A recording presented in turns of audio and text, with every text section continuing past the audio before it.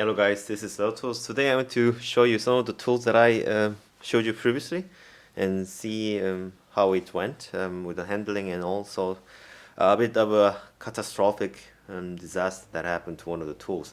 So not sure also when exactly, but I showed you guys how this tool came out after from a company that sharpened things and also polished things. And I had a severe rust on this tool on both face of the hammers, and but then it now I just made a handle, super polished, very well polished hammer. This is again George Banjali number 3, solid steel, probably forged, hand forged, possibly because of the irregular shape. Anyways, I did just normal ash handle with a wedge inside. If you see, I made a special type of burning technique to really get that wood stabilized a bit. And yeah, I just two different cherry wood as a wedge and the ash as the handle material, and just cut flush and burned it just slightly.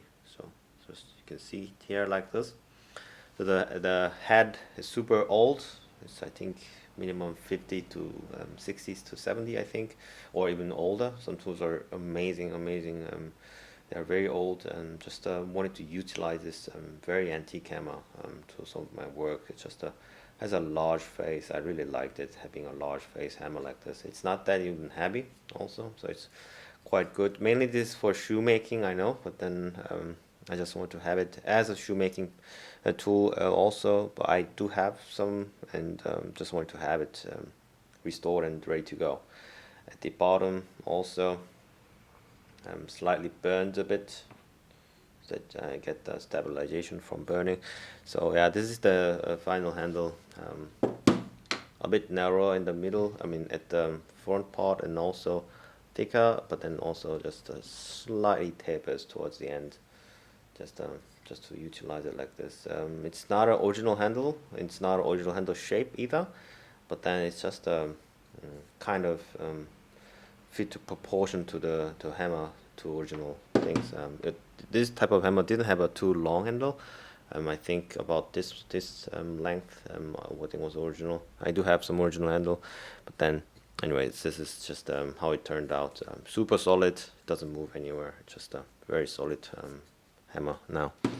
Now this is another tool that I've been using quite well because it's old punch tool, and it's very well sharpened by the professional. But then this thing happened. I couldn't sharpen this personally because there's a handle that has portion is super thick. You don't find any drill press that fits this type of a very thick punch tool. So I was having a very difficulty to sharpen it. Otherwise, I've done it myself.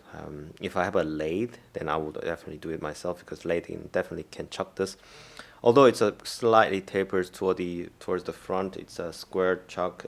You can chuck it. Anyways, the problem is at the moment is that because I stored it in a type of drawer in a setting where you can just place your tool, and then it just moves around, and this can really bump into something. And apparently, I think this bumped into a wall when I was moving my drawer on a cart, that this now deformed the two places. So having a thin edge is super sharp. You can just press it and you can just make a cut. Now look at this. So having a sharp edge at the same time, it's a very fragile edge.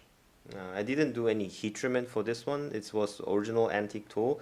So back then, I think they did a manual heat treating without an oven. I think this was more like just a very simple heat treatment, I think. I would give it for harder edge, I think, than this. So, but then anyways, this is the result now. I don't know if I should try to fix this. I can hammer it back out, but then I think if I hammer it back out, it will not perfectly round first.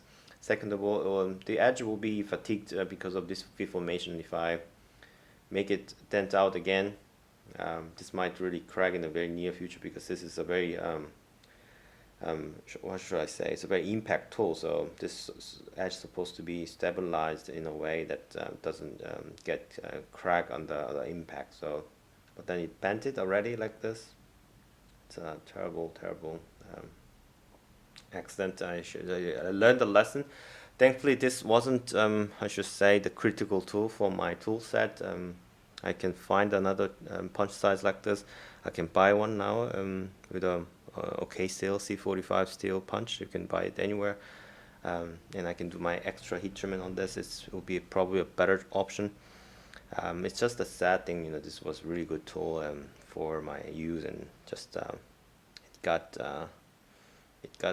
how should I say, unusable. So careful, guys. If you have a really sharp thin edge, if you have a really sharp knife, also do not bump into hard things, or don't drop it. At least all the good steel and the hard edge, very thin steel. Thick steel will not help in your cutting purposes, so thin steel is also better. And if you drop it, of course, even the best steel in the world, which doesn't exist, best steel is just you need to know your application.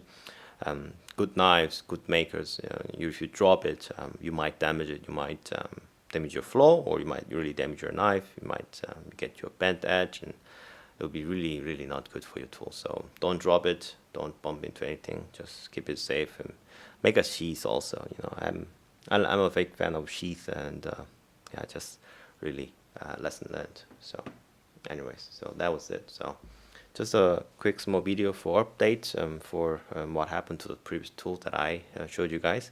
And yeah, this is the result. I'm very happy with the hammer handle and how the result came out. It's just a super tight fit in every area. It was just perfect. So yeah, I will use this handle. I oiled it with a boiled linseed oil as well. So yeah, this hammer will serve me for very long time. So yeah, that's it. So hope you guys enjoyed this video, and I will see you guys next video. Bye bye.